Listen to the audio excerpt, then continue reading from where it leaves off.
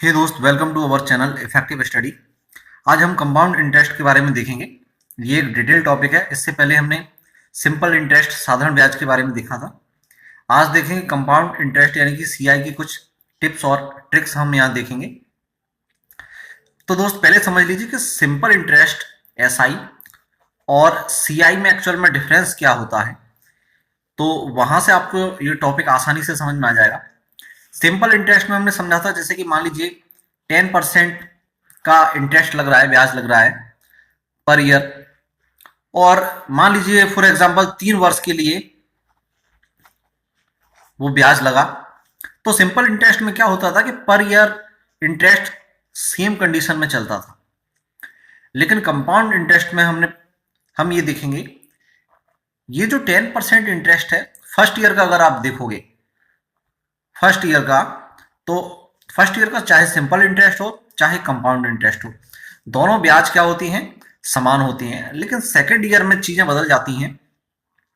अगर second year के compound interest की बात अगर हम करें, तो फर्स्ट ईयर में तो 10% लगा, सेकंड ईयर में 10% तो लगेगा ही, क्योंकि ये जो 10% है वो किस पे लग रहा था, मूलधन पर। जो इनिशियल वैल्यू जो उधार ली जाती है, दी जाती है, तो मूलधन पर 10% अगर लग रहा है फर्स्ट ईयर में, तो सेकंड ईयर में भी 10% लगेगा। लेकिन ये जो ब्याज 10% लगा, इस पर भी 10% और इंक्लूड हो जाएगा। तो 10 का 10% होता है दोस्त 1। तो इस प्रकार सेकंड ईयर का जो इंटरेस्ट होगा वो 11% हो जाएगा टोटल, है ना। फर्स्ट ईयर में एक्चुअल में जो कितना लग रहा था, 100 पर 10% लग रहा, तो 100 का 10% होगा 10। 100 क्यों माना, क्योंकि मूलधन को हम परसेंट में हमेशा क्या मानते हैं, 100%। अगर आपने सिंपल इंटरेस्ट का वीडियो देखा होगा तो ये चीज आपको यहाँ पर समझ में आ गई होगी। और दूसरी साल में क्या होगा, ये 10% तो लगेगा ही क्योंकि इंटरेस्ट रेट है, और जो ब्याज लगा उस पर भी ब्याज लगेगा। चक्रवृद्धि ब्याज को सीधे शब्दों में हम डिफाइन कर सकते हैं कि ब्याज पर भी जो ब्याज लगे उसको कहते हैं चक्रवृद्धि ब्याज, ठीक है ना। तो अब थर्ड ईयर की बात करेंगे, तो 11% जो सेकंड ईयर में लगा वो थर्ड ईयर में भी लगेगा 11%। लेकिन थर्ड ईयर में क्या होगा, इस 11 पर 10% और लगेगा, तो 11 का 10% हो गया 1.1, तो टोटल 12.1% ब्याज लगेगा थर्ड ईयर में। तो पहले साल में 10 था, फिर 11, फिर 12.1, तो टोटल हो गया 33.1%, है ना। तो इस तरह से अगर आप सॉल्व करते हैं तो हम आसानी से आंसर निकाल सकते हैं। अगर मान लीजिए मूलधन को भी हम मान लें यहां पर कि 10,000 रुपए मूलधन था, ठीक है। तो कंपाउंड इंटरेस्ट निकालना है आपको कि 10,000 रुपए मूलधन पर 10% वार्षिक ब्याज पर 3 वर्ष का चक्रवृद्धि ब्याज ज्ञात कीजिए। इस तरह का कोई सवाल हुआ तो ब्याज के लिए या तो आप फॉर्मूला लगाते हैं कि भाई compound interest is equal to क्या होगा, P इंटू 1+R/100 या T जो आप समय लगाते हो, और माइनस P, यानी कि ये हो गया मिश्र धन का एक्चुअल में, और मिश्र धन में से आप मूलधन घटा दोगे, आपको चक्रवृद्धि ब्याज मिल जाएगा। तो या तो आप ये फॉर्मूला लगाइए या फिर हमारे इस कंसेप्ट से कीजिए। इससे अगर हम करते हैं तो देखिए 10,000 रुपए पर 3 साल में साधारण अगर बनता तो 30% बनता टोटल, लेकिन चक्रवृद्धि कितना बना, 33.1। तो यहां से अगर हम 33.1% आप निकालोगे तो आंसर हमको मिल जाएगा यहां से कितना दोस्त, 3310 रुपए, ठीक है ना, 3,310 रुपए। तो साधारण ब्याज हम चक्रवृद्धि ब्याज यहां से निकल के आ गया। और अगर आपसे मिश्र धन पूछा गया तो हम जानते हैं कि ब्याज को मूलधन में 10,000 रुपए में जोड़ दीजिए, आपको मिश्र धन मिल जाएगा। आसान तरीका है यहां से परसेंटेज में अगर आप करोगे तो। दूसरा सिंपल मेथड ये है कि हम चाहें तो 10,000 रुपए को ऐसे भी सॉल्व कर सकते हैं कि बोले फर्स्ट ईयर की अगर हम बात करें तो फर्स्ट ईयर में 10% इंटरेस्ट रेट चल रही है, तो 10,000 पर 10% लगेगा तो कितना हो जाएगा, 10,000 का 10%, 1,000 रुपए। ये हो गया पहली साल में। दूसरी साल में 1,000 रुपए तो ब्याज बनेगा क्योंकि 10,000 रुपए बनना है, लेकिन अब 1,000 रुपए ये जो ब्याज बढ़ गया वो मूलधन में जुड़ जाता है, अब इस पर भी ब्याज बनेगा, और कितना बनेगा, उसी रेट से 10% से। तो 10,000 का 10% कितना होगा, 100 रुपए। तो टोटल हो गया कितना, 1,100 रुपए ब्याज हो गया। और थर्ड ईयर की अगर हम बात करें तो 1,100 रुपए तो ब्याज बनेगा ही फिर से वही। अब इस 1100 में भी 10% लगाइए आप, जो कि बनेगा कितना, 110 रुपए। तो टोटल यहां से हो जाएगा कितना, 1210 रुपए, ठीक है ना। 1000 पहली साल का था, फिर 1100, फिर 1210, टोटल आप करोगे यहाँ 3310 रुपए ब्याज मिल गया। तो आप इस तरीके से कर सकते हो दोस्त, या फिर इस तरीके से पहले परसेंटेज निकाल लो फिर कैलकुलेट कर लो, या प्रति वर्ष का ब्याज निकाल के टोटल कर लो। तो ये दोनों ही तरीके इस फॉर्मूले से आसान है। इस तरीके से आप करोगे तो ये टॉपिक आपके लिए चुटकियों का हो जाएगा। अब इस टॉपिक की अगर हम बात करें तो एग्जाम की दृष्टि से काफी महत्वपूर्ण है। जैसे एक क्वेश्चन तो कम से कम आता है, स्पेशली बैंकिंग में 1 से 2 क्वेश्चन भी आती हैं इसमें, और इसमें लगभग 5 से 6 टाइप के क्वेश्चन हैं। तो प्रत्येक टाइप का हम एक दो क्वेश्चन समझेंगे। टोटल यहाँ हम 7 क्वेश्चन जो है वो डिस्कस करने वाले हैं। तो देखिए सबसे पहला क्वेश्चन क्या है। पहला क्वेश्चन है 8000 रुपए पर 5% प्रतिवर्ष की दर से 3 वर्ष का टाइम दिया है, चक्रवृद्धि ब्याज यानी कि सीआई आपको ज्ञात करना है। तो हम उसी तरीके से करेंगे। फर्स्ट ईयर का आप कैलकुलेट कर लीजिए, या तो आप पहले परसेंटेज कैलकुलेट कीजिए, क्योंकि वो थोड़ा सा टिपिकल हो जाता है। अगर आप डायरेक्ट ब्याज कैलकुलेट करते हो कि 8000 रुपए पर 5% लगाइए पहली साल, 8000 का 10% 800, तो 5% कितना हो गया, 400। सीधी सी बात। जैसे कि 100% क्या मानते हैं हम, मूलधन को कितना दिया है, 8000 रुपए, है ना। तो ये तो दोस्त कॉमन सेंस की बात होती है कि 10% कितना होगा, यहाँ एक जीरो कम हो गया तो यहाँ भी एक जीरो कम कर दीजिए, 800 रुपए। अब 10% 800 है, तो 5% इसका आधा हुआ तो इसका भी आधा कर देंगे, 400। तो इस तरह से 8000 का 5% 400। सेकेंड ईयर का हम निकालेंगे तो 400 तो ब्याज बनेगा, लेकिन 400 ब्याज क्यों बना, क्योंकि मूलधन पे लगा, ब्याज पर भी तो ब्याज लगेगा। तो 400 का 5% निकालिए, 400 का 10% 40, 5% 20, तो 420 हो गया दूसरी साल में। और तीसरी साल में होगा, थर्ड ईयर का हम कैलकुलेट करेंगे यहां पर, तो 420 तो लगेगा। अब 420 पे भी आपको क्या कैलकुलेट करना है, 5%। तो 10% 42 होगा इसका, तो 5% कितना आ जाएगा, 42 का आधा 21। तो टोटल ये हो गया कितना, 441। पहली साल का 400 था ही, टोटल हमने किया तो 1261 रुपए जो है वो चक्रवृद्धि ब्याज निकल के आ गया, है ना, एकदम सिंपल। नेक्स्ट क्वेश्चन देखें। नेक्स्ट क्वेश्चन जो है वो 10% वार्षिक चक्रवृद्धि ब्याज पर 2000 रुपए कितने वर्ष में 2420 रुपए हो जाएंगे। यहां पर आपको इंटरेस्ट की रेट दी है, मूलधन दिया है 2000 रुपए, और 2420 रुपए हो जाएंगे। दोस्त कहा हो जाएंगे, तो रुपए बाद में हो जाते हैं, मतलब यहां पर मिश्रधन कहा गया है। ये 2420 रुपए है वो एक्चुअल में चक्रवृद्धि मिश्रधन है, और 2000 रुपए मूलधन है। तो 2000 मूलधन, 2420 अगर मिश्रधन है, तो यहां से ब्याज कितना बन गया, कितना बढ़ गया, ये 420 रुपए। तो 420 रुपए इस पे क्या बना है, ब्याज बना है। आपसे पूछा क्या है, कितने वर्ष में, यहां से आपको समय जो है वो पूछा गया है। तो देखिए बहुत ही सिंपल है, 10% ब्याज लग रहा है। 2000 पर 10%, पहली साल में कितना लगेगा, 2000 का 10% यानी कि 200 रुपए पहली साल में ब्याज लगा। दूसरी साल में कितना लगेगा, 200 रुपए तो लगेगा ही। अब इस 200 का 20% और लग जाएगा, 200 का 20% होता है 20, यानी कि 220। 200 ये था, 220 ये, टोटल कितना हो गया, 420। और 420 ही ब्याज यहां बनना था, तो ये 420 रुपए ब्याज कितने साल में बन गया, पहले और दूसरे, यानी कि टोटल कितना हो गया, आंसर 2 वर्ष, है ना दोस्त। तो एकदम सिंपल है, यहां से आपको समझ में आ गया होगा। अगर कोई भी वैल्यू है, चाहे समय पूछे, चाहे वो दर भी पूछे, मूलधन भी पूछे, हम आसानी से इस तरह के सवाल कर सकते हैं। इस तरह का क्वेश्चन दोस्त एग्जाम में काफी आता है कि एक धन चक्रवृद्धि ब्याज पर 4 वर्ष में दुगना हो जाता है, तो वह धन उसी रेट पर, उसी दर पर कितने वर्ष में 16 गुना हो जाएगा। ऐसा एक क्वेश्चन हमने साधारण ब्याज में किया था।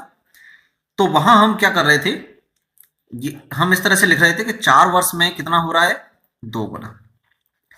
उसके बाद हमने किया था कि 4 वर्ष में 2 गुना है, लेकिन जब समय कुछ नहीं था, 0 वर्ष था, तब राशि कितनी थी, जितनी थी उतनी होगी, यानी कि 1 गुना। तो साधारण ब्याज था, तो हम देख रहे थे कि बोले समय जो है वो +4 हो गया, 4 बढ़ गया, तो राशि कितनी बढ़ गई, +1 बढ़ गई। 1 से 2 गुना हुआ ना, तो +1 ही तो हुआ है। साधारण ब्याज था तब। और इसी तरह से हम करते जाते थे कि अब भाई अगले 4 वर्ष में, तो 4 और 4 8 वर्ष में कितना हो जाएगा, ये +1 हो रहा तो 2 और 1 3 गुना हो जाएगा। लेकिन ऐसा साधारण ब्याज में होगा। चक्रवृद्धि में हमको प्लस नहीं देखना, साधारण में तो प्लस चेक करना है इधर, लेकिन चक्रवृद्धि में हमें प्लस नहीं, इधर क्या चेक करना है, गुणित चेक करना है। तो 1 से 2 गुना कब होगा, जब इंटू 2 हो जाएगा। तो इंटू 2 करेंगे हम, समय इधर जुड़ेगा लेकिन राशि इधर जो है मल्टीप्लाई हो जाएगी। तो 2 गुना से फिर से 2 गुना आप कर दीजिए, 2 दूनी 4 गुना हो गया 8 साल में।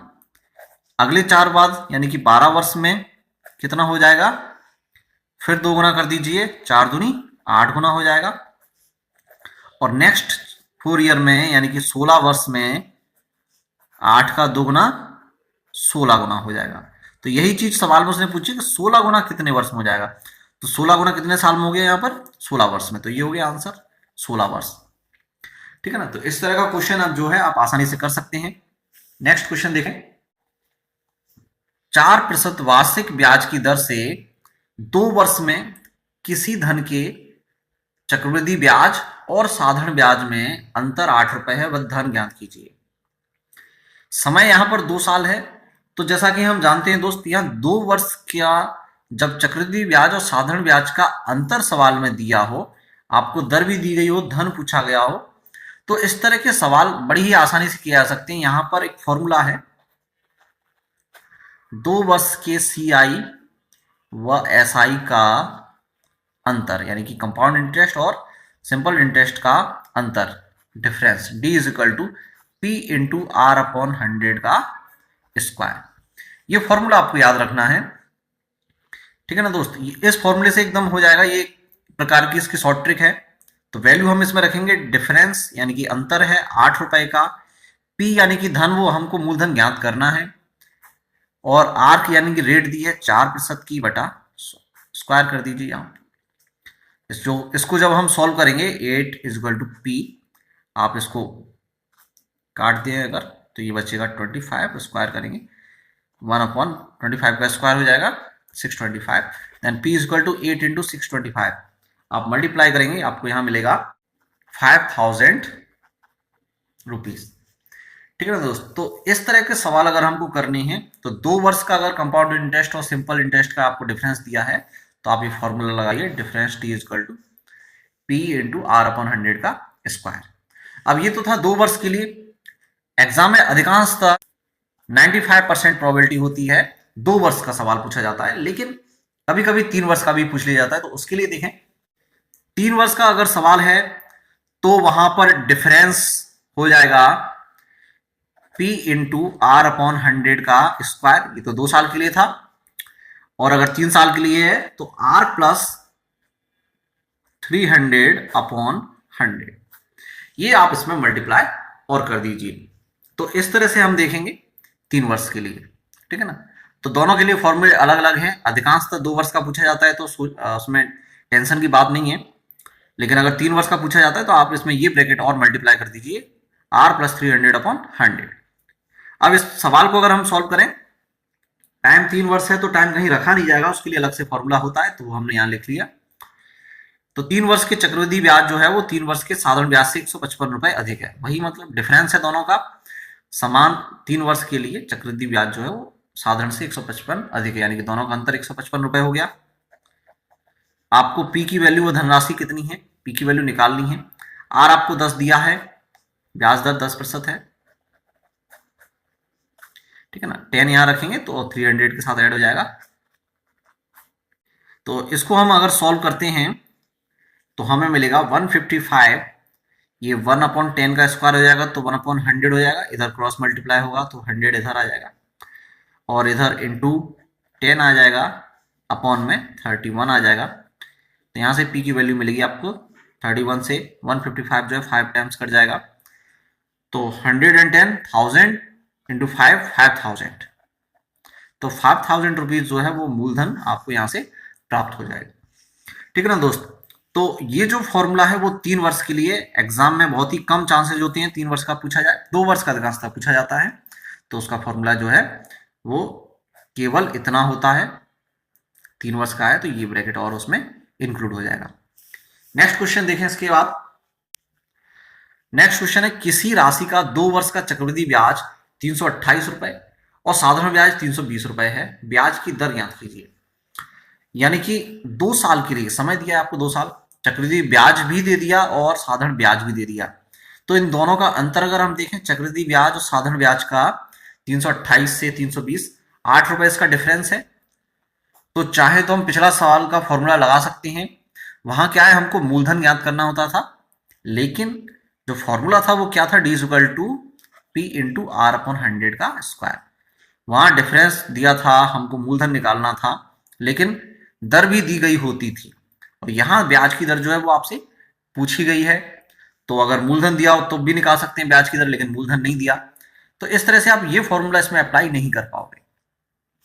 अब देखिए इसको करेंगे कैसे, इसके लिए कंसेप्ट है, मैंने आपको बताया था, वही सिंपल इंटरेस्ट और कंपाउंड इंटरेस्ट में डिफरेंस वो ये था कि पहली साल तो ब्याज दोनों में सेम होता है और साधारण ब्याज हर साल बराबर चलता है।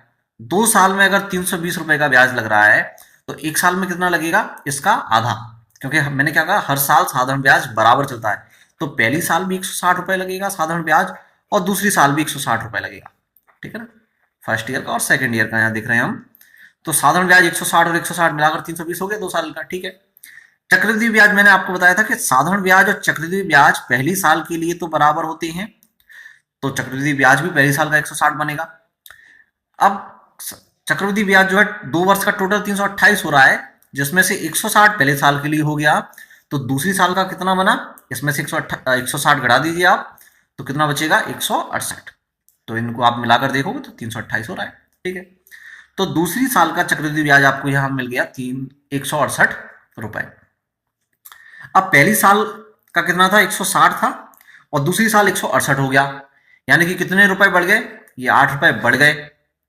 और हमने जो कंसेप्ट समझा था कि ये जो 8 रुपए बढ़ते हैं वो क्यों बढ़ते हैं, क्योंकि ब्याज पर भी ब्याज लगता है, इसीलिए चक्रवृद्धि ब्याज में रुपए हर साल, ब्याज जो है हर साल बढ़ता जाता है। तो ब्याज पर ब्याज, यानी कि ये जो 8 रुपए है वो 160 पे ब्याज लगा है, तो 160 पे 8 रुपए ब्याज लग गया, मतलब कितना परसेंट लग गया, कैसे निकालेंगे आप, प्रतिशत दर बराबर इस 8 रुपए को हम इस 160 पे कैलकुलेट कर लें,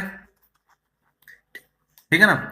तो 8 रुपए 160 का कितना परसेंट, यहां से निकल के आ जाएगा कितना, 8 से कटेगा 2 बार और 2 से 10 कटेगा 5, तो ब्याज दर हमको यहां कितनी मिल गई, 5%। आंसर है ना, सिंपल, कोई विशेष कोई फॉर्मूला नहीं लगाया, केवल बेसिक कंसेप्ट है, वो यहां से आपको समझ में आ गया होगा तो आसानी से सॉल्व हो जाएगा। नेक्स्ट क्वेश्चन देखें, अगला क्वेश्चन है, ए ने छमाही ब्याज पर, अब दोस्तों यहां छमाही ब्याज दर है, पहले आप छमाही और तिमाही जो है वो चीज समझ लीजिए कि छमाही क्या होता है और तिमाही क्या होता है।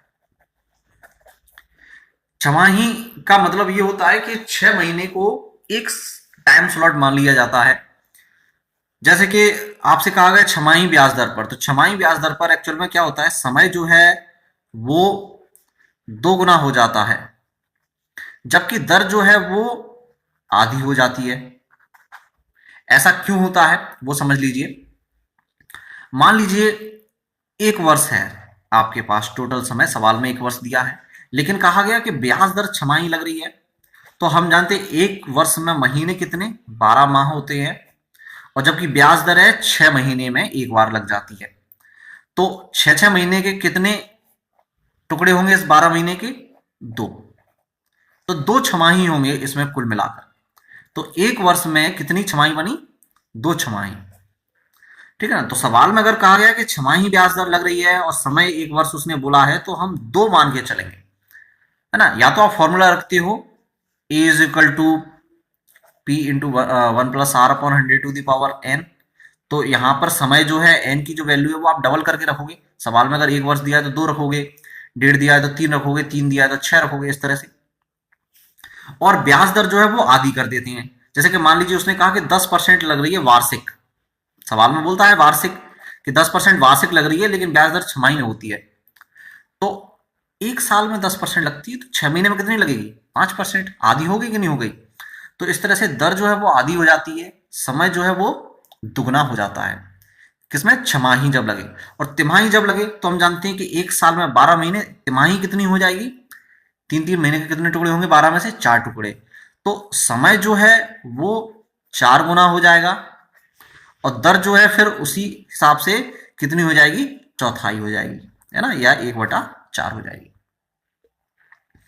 ठीक है ना दोस्तों, इस तरह से आप अगर इस सवाल को करते हो, आपको ये 2 चेंजेस करने होंगे, तो छमाही और तिमाही के जो सवाल है वो आसानी से सॉल्व हो जाएंगे।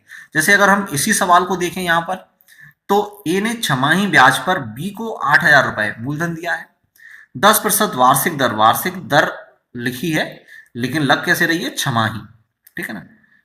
एक सही 1/2 वर्ष के लिए उधार दिया, समय दिया है 1.5 वर्ष। अंत में बी को कितना धन लौटाना पड़ेगा, लौटाना पड़ेगा मतलब मिश्र धन की बात हो रही है, क्योंकि हम केवल ब्याज नहीं लौटाते, ब्याज के साथ मूलधन भी लौटाते हैं, तो आपको यहां पर मिश्र धन लौटाना है। तो देखिए क्या करना है, छमाही लग रहा है, तो छमाही में हम क्या करते हैं, समय को दोगुना करेंगे। तो समय 1.5 वर्ष है, 1.5 का कितना हो जाएगा, टाइम कितना हो जाएगा, 3 वर्ष हो जाएगा। ठीक है ना। और दर जो है वो आधी हो जाती है छमाही लगने पर, तो 10 की कितनी हो जाएगी दर, 5%। ठीक है ना। तो 8,000 रुपए जो है वो 3 साल के लिए 5% की दर पर उधार दिए गए, कितना धन लौटाना पड़ेगा, यानी कि आपको क्या निकालना है यहाँ पर, चक्रवृद्धि मिश्र धन निकालना है। तो वही तरीका जो पहला सवाल हमने किया था, ये वैसा ही सवाल हो गया। देख लीजिए इसको फिर से, कि फर्स्ट ईयर का अगर हम करते हैं तो 5% 800 पर, 8,000 पर, 10% 800, 5% 400। सेकेंड ईयर का अगर हम बात करें, 400 तो लगेगा, लेकिन इसमें 400 का 5% और लगेगा, यानी कि 20 रुपए। टोटल 420 हो गया ये सेकेंड ईयर का। थर्ड ईयर का अगर हम बात करें तो 420 तो लगेगा, लेकिन 420 का 5% भी लगेगा, अर्थात 21 रुपए, तो जो क्यों हो गया 441। 400 पहली साल का था ही। तो इस तरह से टोटल हो गया कितना, 1261 रुपए ब्याज हो गया। आपसे पूछा है धन लौटाना पड़ेगा, मतलब मिश्र धन, तो मिश्र धन कितना हो जाएगा, मूलधन में आप ब्याज और जोड़ दीजिए, तो यहां से आपको बनेगा 9,261 रुपए जो है वो मिश्र धन यहां से निकल जाएगा। ठीक है ना दोस्त, तो जितने भी मुख्य टाइप के जो क्वेश्चन होते थे जो एग्जाम में आते हैं बेसिकली, वो हमने यहाँ अच्छे से समझ लिए। उम्मीद है आपको ये टॉपिक पसंद आया होगा। आप हमारी वीडियो को लाइक जरूर करें, दोस्तों के साथ वीडियो को शेयर करें। जो भी आपकी क्वेरी है आप कमेंट बॉक्स में कमेंट कर सकते हैं, आपको पसंद आया या ना पसंद आया आप हमें बता सकते हैं। और आप हमारे चैनल इफेक्टिव स्टडी को दोस्त सब्सक्राइब जरूर करें, आपको और भी इस तरह के बेहतरीन वीडियो मिलते रहेंगे। Thank you, good bye.